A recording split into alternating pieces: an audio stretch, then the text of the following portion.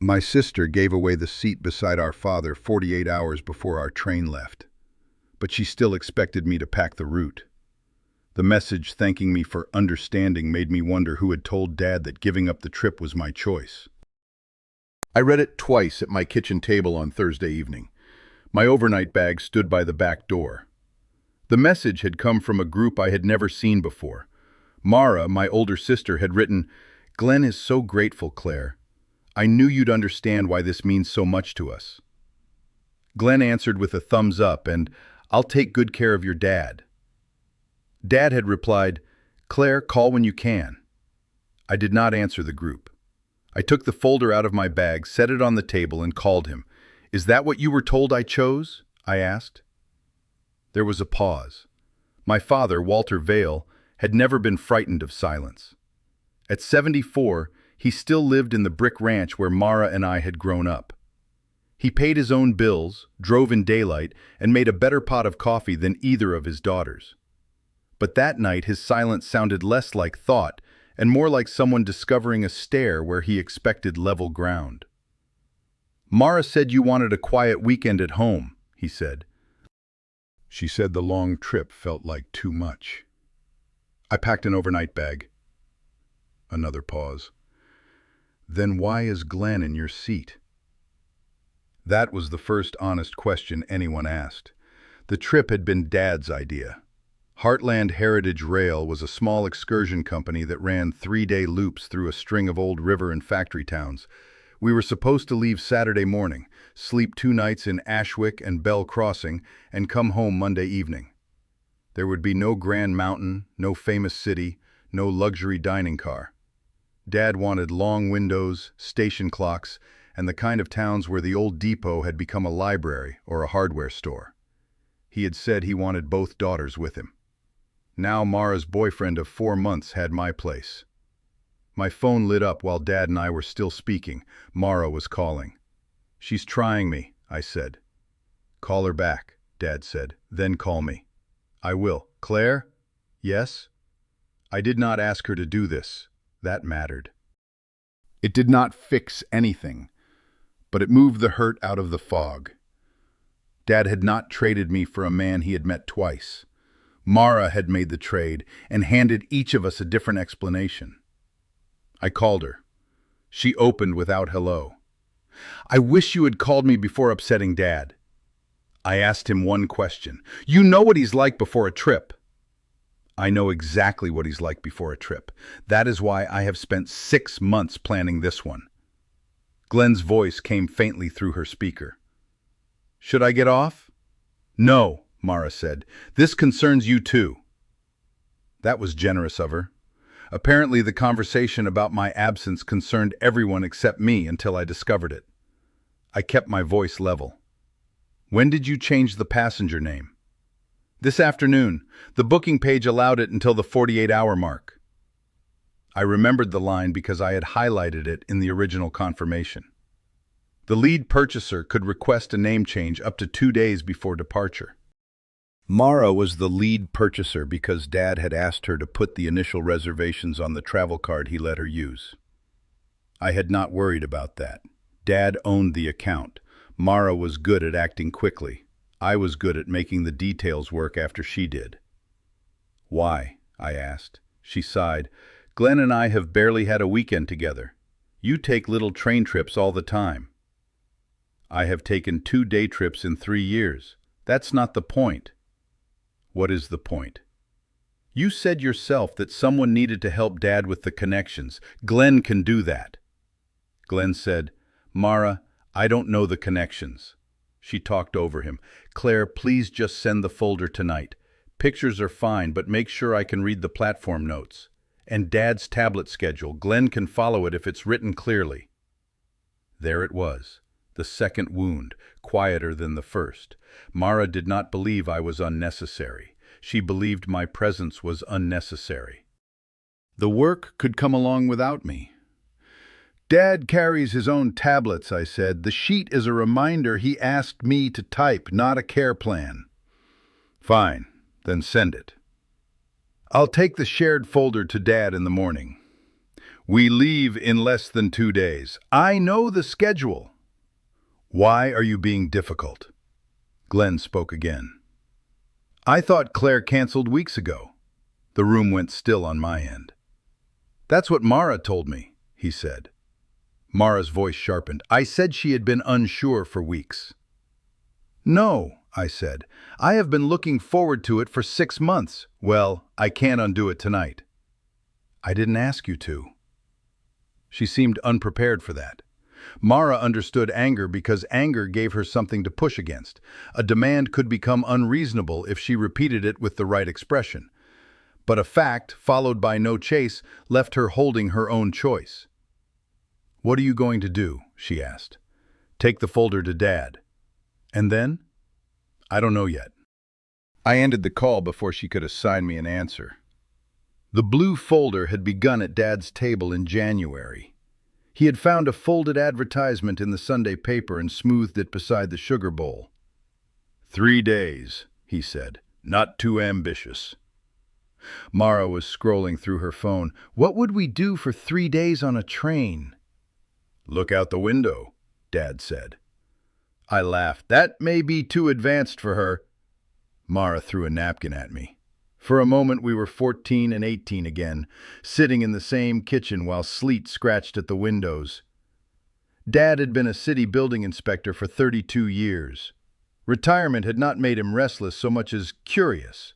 He liked knowing why a town put its station beside the river, why one brick factory survived while another became an empty wall, and why some clocks stayed even after the train stopped.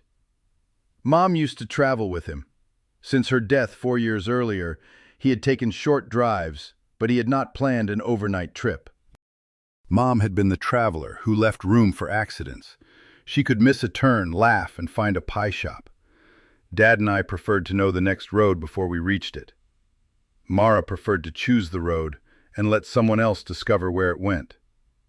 When Mom was alive, those differences fitted together. After she died, we kept performing our separate parts without the person who used to tell us when one part had grown too large.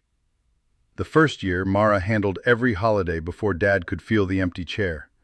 The second year, I began calling him on Sunday evenings because Mara's plans did not always include the quiet hours afterward. Neither of us announced those roles. Families rarely hold a meeting before turning a habit into an obligation. The rail trip had felt like a chance to be 3 ordinary people again. No memorial date, no house repair, no box of Mom's belongings waiting to be sorted. Dad would look out a window. Mara would find a restaurant none of us had chosen. I would sit beside him and listen when a passing water tower reminded him of some inspection from 1989. That seat was not valuable because it was upholstered in red cloth. It was valuable because Dad had asked me to occupy it. Both of you, he said. I mean that. I meant yes when I gave it. The work divided itself the way family work often does. Mara made the booking because she acted fastest. I read what she booked. I noticed that the hotel in Bell Crossing used a shuttle with a last pickup at 8. I called the Heartland Heritage Rail office to ask whether our arrival connected to it. I typed the answer on a single page. Dad chose the rooms. I found the cafe near the Ashwick station. Mara ordered matching luggage tags without asking anyone if we wanted them. At first, every task felt shared. Then Mara began saying, "Claire has that," whenever Dad asked a question. "Where do we change trains? Claire has that. What number do I call if the shuttle is late? Claire has that. Do I need a printed copy? Claire will have copies." One evening, Dad said each of us should carry our own papers. Mara smiled. "Claire will carry enough for the county." I smiled too. Competence can feel like affection when people thank you for it. The trouble begins when gratitude becomes permission not to pay attention. There had been smaller versions. At Dad's birthday dinner, Mara invited 12 people and asked me at noon whether the restaurant could seat them. At Christmas, she promised an aunt a ride and sent me the address an hour before dinner. I solved both problems, partly because I could, and partly because refusing in the moment would have hurt people who had not made the promise. Each rescue seemed too small to argue over once it worked. That was how the pattern protected itself. By the time I could name it, everyone was already eating dinner. Dad's travel money sat in a modest savings account in his name. Mara had a separate card tied to it for the expenses he approved. There was nothing official or complicated about the arrangement. She was not his guardian, his agent, or the owner of a dollar in that account. She simply had the card because she made purchases quickly, and Dad disliked reading numbers over the phone. I had never questioned it. Mara bought what Dad agreed to, sent me the confirmations, and I made everything line up. That history was why her change looked ordinary on a booking page. She was the person allowed to submit it. The page could not know whether she was the person allowed to decide it. Friday morning, I drove to Dad's house before work. He had already made coffee. The blue folder lay between us at the table. "I called Mara last night," he said. "How did that go?" "She said she was trying to make everyone happy." "Did you ask who everyone meant?" His mouth tightened, almost a smile. "I did." He opened the folder. I had made a pocket for each day. Saturday held the excursion confirmation, the first hotel address, and the number for the shuttle. Sunday held the museum hours Dad had asked for. Monday held the return route. Behind those pages was my own small notebook and a ticket for an 8:20 local train on Saturday morning. I had bought it a month earlier with my own money. The excursion had a long scheduled stop in Ashwick, where we lived, before continuing east. I had planned to use the local ticket one day later in the season, but when the operator changed its calendar, I moved it to the same Saturday. The local train left from the next platform and went west to Millhaven, a river town I had wanted to see. It had nothing to do with our family booking. Dad saw the ticket. "You have another train." "A day trip. I can move it again." He turned it over as if the blank back might tell him what to do. "I could buy you another excursion place. The trip is full. Someone cancels. They always do." "Then what?" "Glenn goes, I go, and Mara learns that changing my name was inconvenient but acceptable?" Dad looked down. I hated the sharpness in my voice. He had not created the choice, but I was tired of helping everyone step around it. "I'm sorry," I said. "Don't apologize for the sentence, because I don't like hearing it." That was Dad at his best. He could be slow to see what was happening in a room, but once he saw it, he did not ask the room to become prettier. I removed my notebook and local ticket from the folder. Everything else stayed. "These pages belong to the shared trip," I said. "They're yours. The operator's number is on the front. The travelers can ask their questions directly." "And you?" "I'm not coordinating a trip I was removed from," he nodded once. "I'm not telling you whether to go," I added. "I need you to understand that." "I do." "Do you?" He sat with that. "I want you with me," he said. "Then you should have been asked before someone decided I wasn't." His eyes reddened, but he did not look away. "I will speak to Mara myself. Do not answer for me. I won't answer for you." It was the first useful agreement we made. At work, I repaired insurance files for a regional clinic. The job was less dramatic than it sounded. Most days I corrected names, dates, and codes so one office could understand what another office meant. I had built a career around preventing small errors from traveling.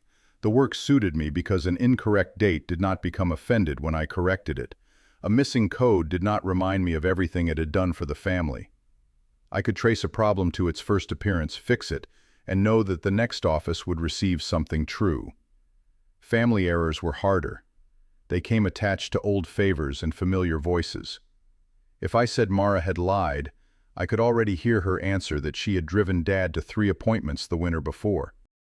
Both facts could be true, and she would hold the helpful one in front of the harmful one until everyone grew tired. That Friday, I decided I would not build a case. I would say what I knew, state what I would do, and leave the rest where it belonged.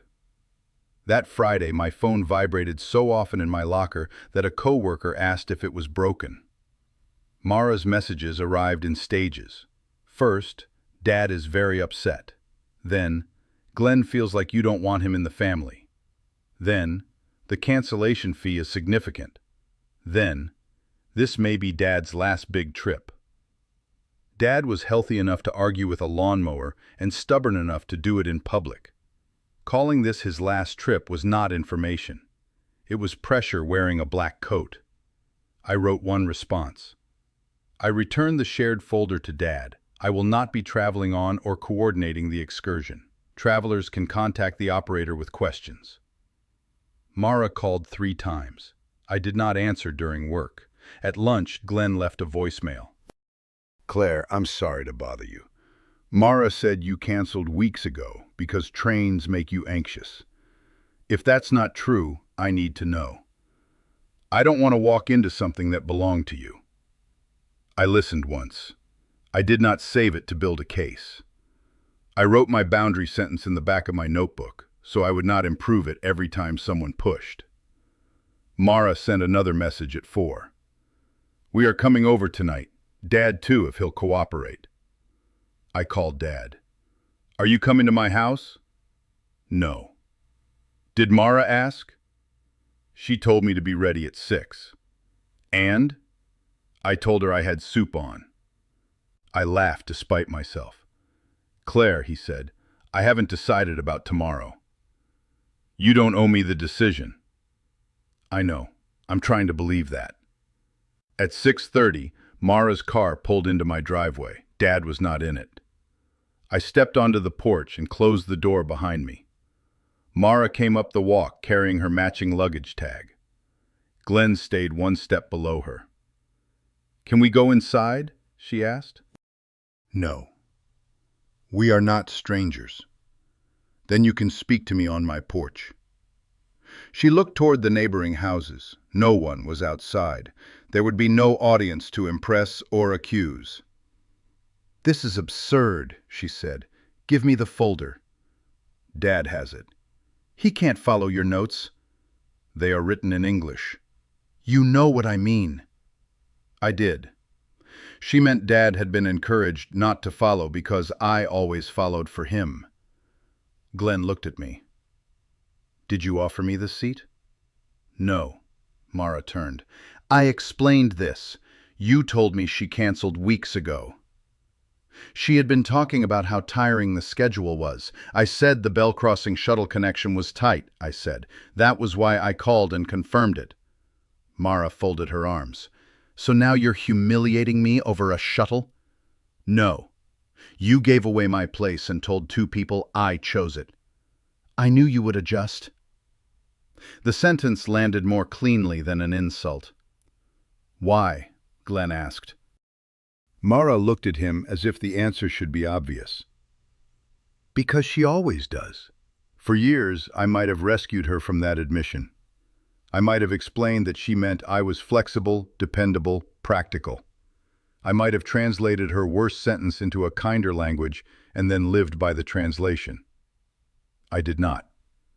I am not going on the excursion, I said. I am not coordinating it from home. Dad has every shared page. You have the operator's number. If something goes wrong, that is on you. No. What if Dad misses a connection? Dad is an adult. So are you. Ask the attendant. What if he forgets his tablets? He packs and takes his own tablets. Do not use his health to make this sound like care. Glenn rubbed his forehead. Mara, I don't think I should go. Don't let her manipulate you. He looked at me, then at her. She has not asked me to do anything. That was the center of it. My refusal looked powerful only because everyone had counted on my compliance. Mara stepped closer to the door. We are going inside and settling this. I kept my hand at my side. You are not coming in. Her face changed, not dramatically. She simply stopped expecting the threshold to move. Dad will be packed in the morning, she said. Then Dad can decide what to do with his bag. You'll give in when you see him. No.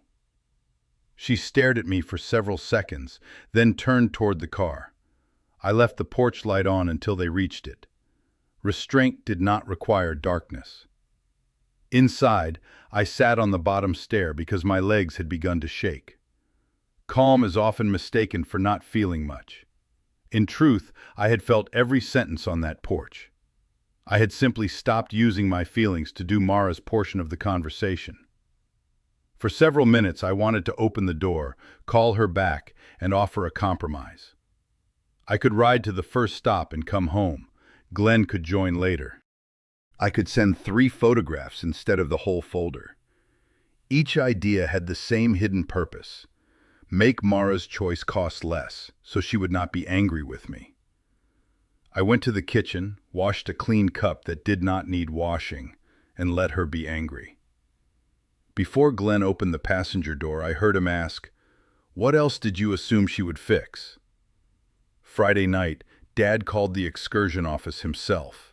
He told me about it later, but I could picture him at the kitchen table with the blue folder open and his reading glasses low on his nose. The attendant explained Heartland Heritage Rail's policy in simple terms. The passenger list showed Walter, Mara, and Glenn.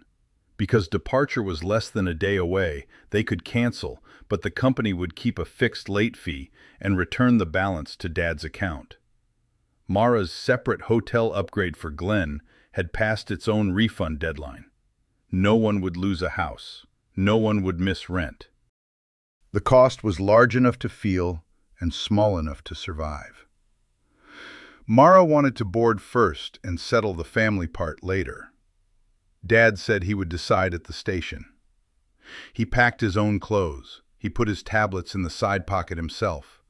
Then he sat with the folder and realized he could not quickly identify the first transfer at Bell Crossing.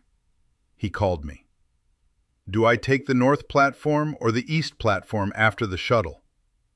I closed my eyes. This was the test I had known would come, not a crisis, a question. "What does the page say?" "It says the attendant directs passengers after arrival." "Then ask the attendant." He was quiet. "All right," he said. Neither of us enjoyed it.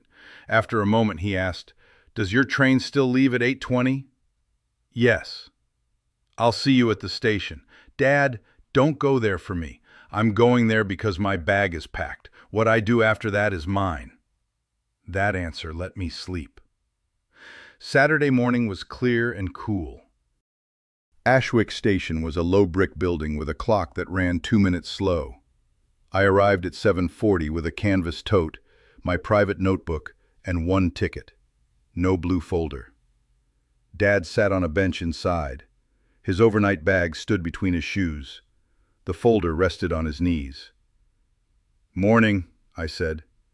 "Morning. You sleep?" "Some." I sat beside him. We did not discuss Mara. We watched a janitor guide a wide mop around the tile while the coffee machine made a sound like a small truck failing to start.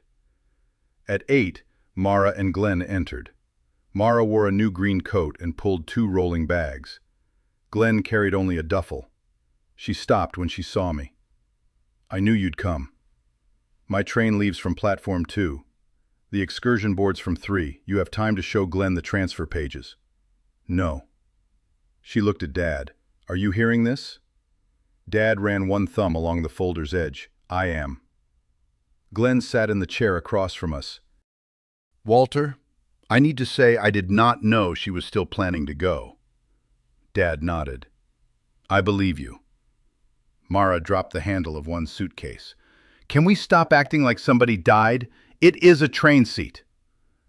"It was a seat beside my daughter," Dad said. The excursion attendant entered from the platform and called the names for check-in. She was a woman in a navy jacket holding a tablet. There was no judge, no board, no room full of relatives waiting for a revelation. Just 4 adults and someone trying to leave on time. Mara approached her. "We may need to change 1 passenger back," she said. The attendant checked the screen. "The name change window closed Thursday evening. I can board the listed passengers or process a late cancellation." Mara turned to me as if policy had made me reasonable again. "You see, there's nothing to be done." "I know." "Then give Glenn the folder. Dad has the folder. Dad looked down at it. I read all of it last night. For the first time, Mara seemed uncertain.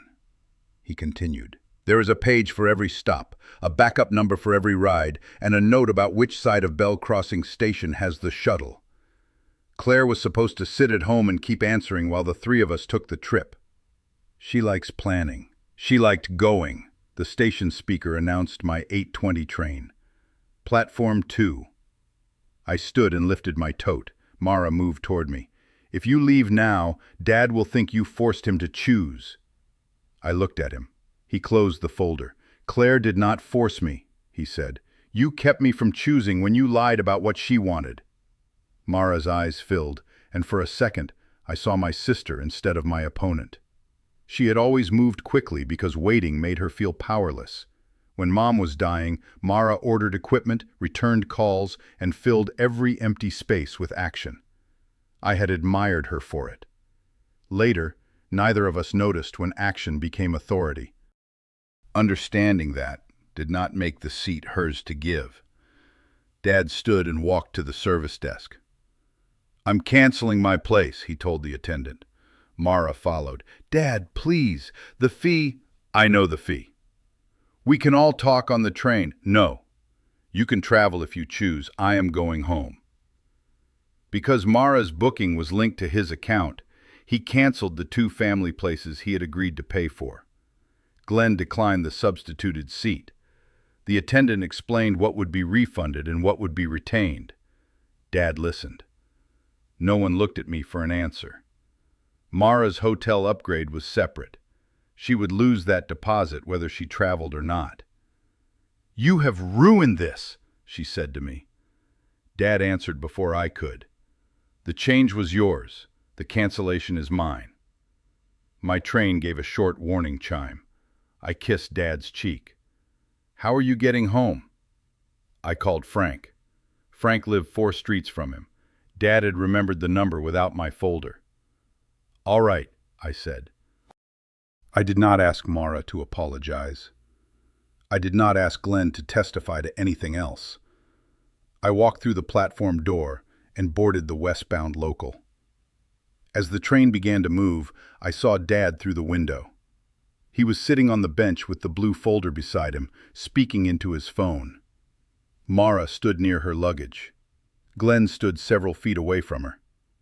Then the station slid behind a row of sycamores. The first 10 minutes of my trip were miserable.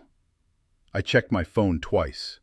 I imagined Dad forgetting his coat in Frank's car. I imagined Mara telling every relative that I had engineered a public punishment. I imagined the excursion leaving with 3 empty seats and felt responsible for the shape of the emptiness. Then the conductor announced Millhaven. The river appeared beside the track, gray-blue under the morning sun. A heron lifted from the reeds. No one on that train knew what I usually carried for my family. No one expected me to know the shuttle number. I put my phone on silent. At Millhaven, I stepped onto a platform I had studied only briefly. The station map showed the river to the south, so I walked north by mistake. Normally, I would have been embarrassed. Instead, I found a narrow street of old duplexes, a public garden behind a church, and a hand-painted sign pointing back toward the depot. No one had been delayed by my wrong turn.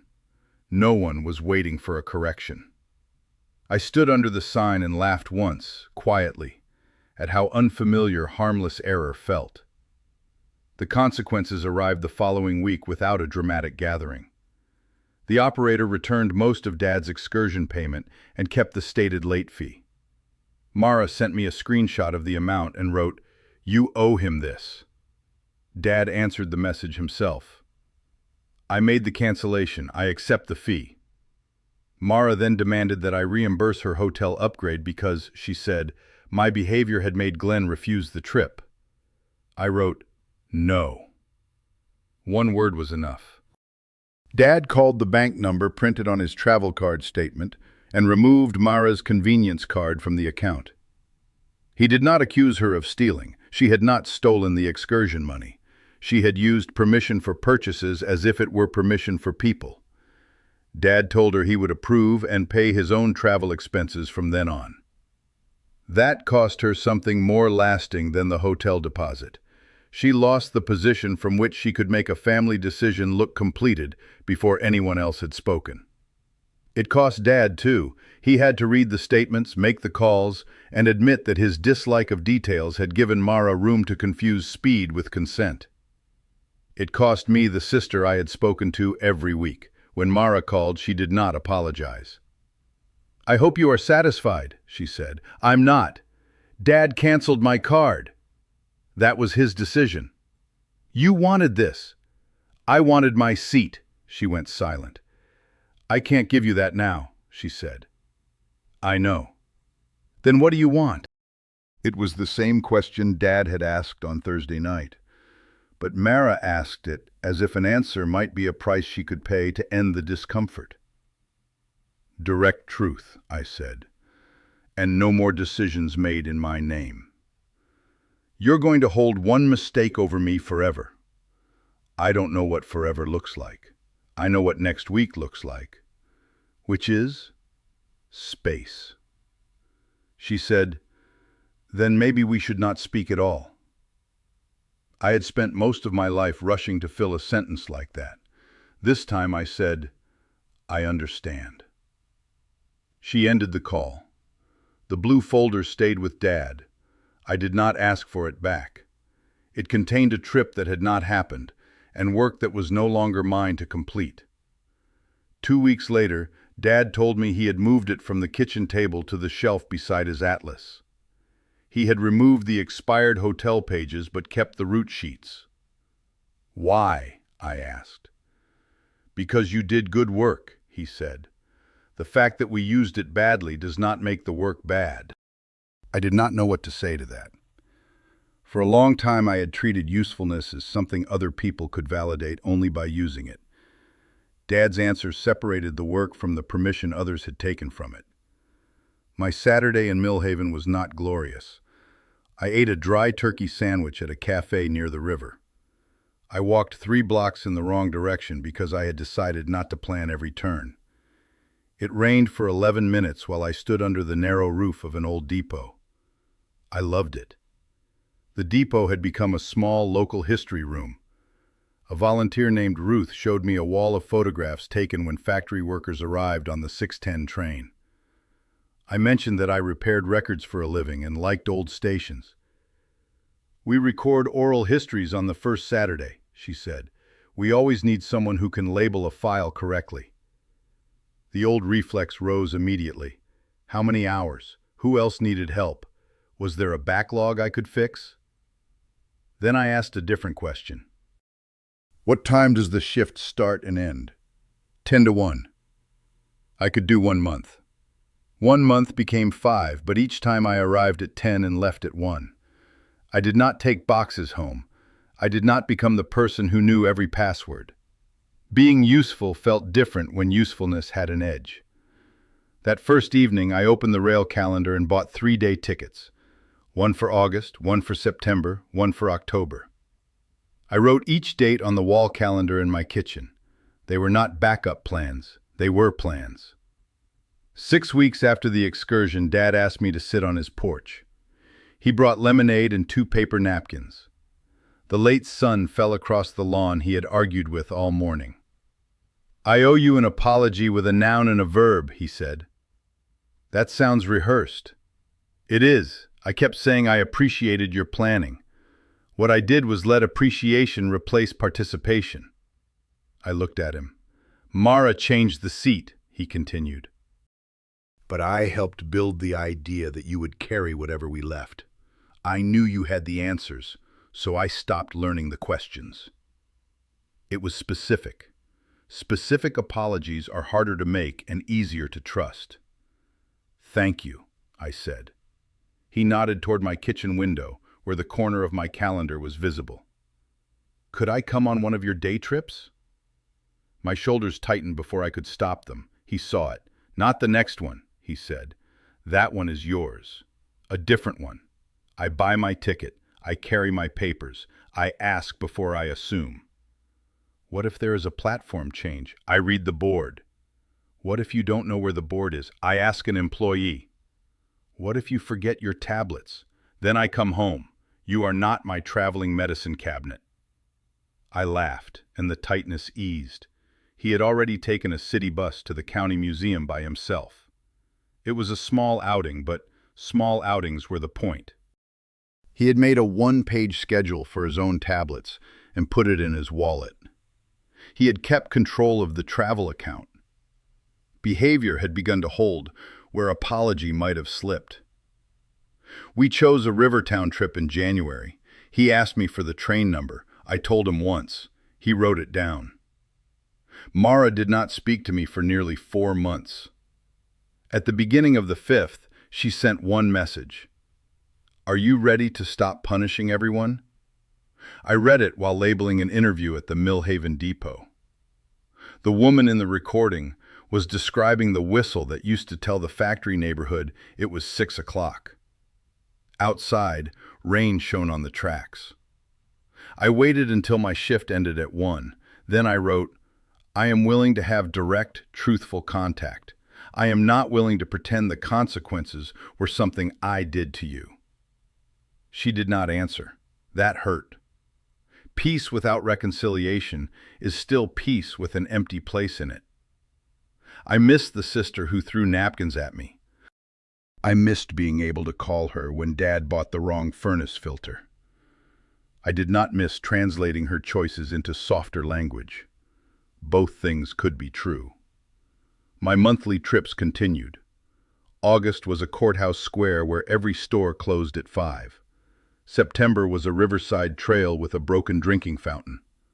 October was a harvest market where I bought nothing because I did not want to carry a pumpkin onto the train. Dad did not ask to join those trips. He asked how they went. He completed 2 sets of travel arrangements without giving them to me to check. Once he booked the wrong departure time and paid a small change fee. He told me afterward. That was expensive, I said. It was tuition. I almost offered to review the next booking, then I did not. By January, I had 6 used day tickets clipped beside my calendar. I had completed 5 station history shifts, each from 10 to 1. My next solo trip was booked for February. Dad and I arrived at Ashwick Station for our shared trip on a pale Saturday morning 6 months after the excursion that never left. He carried a small overnight bag and a slim green folder. I carried my canvas tote and private notebook. We sat on the same bench. At 8:05, the board changed our departure from Platform 2 to Platform 4. For half a second, Dad looked at me. Then he stood, read the board again, and walked to the attendant. Platform 4 for Bell Crossing? He asked. That's right. He returned and lifted his bag. 4, he said. I heard. Do you know whether the elevator is at the East End? It was a specific question, asked after he had done what he could himself. Yes, I said. I saw the sign by the coffee stand. Thank you. We walked toward the elevator together. Mara and I were still not speaking. Dad still disliked bank statements. I still knew more connection times than any reasonable person needed to know. No one had transformed into a different kind of human. But Dad carried his own folder. I carried mine. My February ticket waited in my coat pocket, proof that this shared day had not swallowed the life I made without it. When the doors opened, Dad stepped aside instead of assuming I would lead. We entered together and watched the same winter fields pass the window.